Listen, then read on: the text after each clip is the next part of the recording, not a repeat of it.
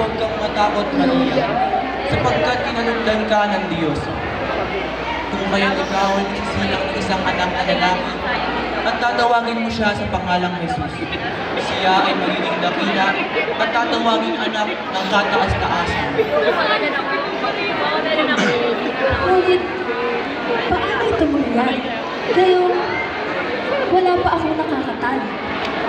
Bababa sa iyo ang banal na Espiritu at lilimliman ka ng kapangyarihan ng kataas-taasan. Kung kaya't ang iyong isisilang ay tatawaging banal at tatawaging anak ng Diyos. Narito ako na lingkod ng Panginoon. Mangyari nawa sa akin ang iyong salita.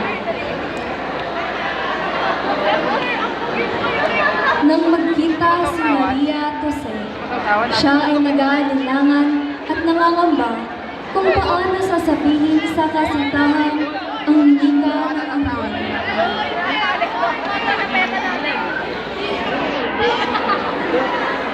Nang bigkasin ni Maria ang mga winika ng anghel na si Gabriel, si Jose ay hindi makapaniwala at nasaktan ng sobra.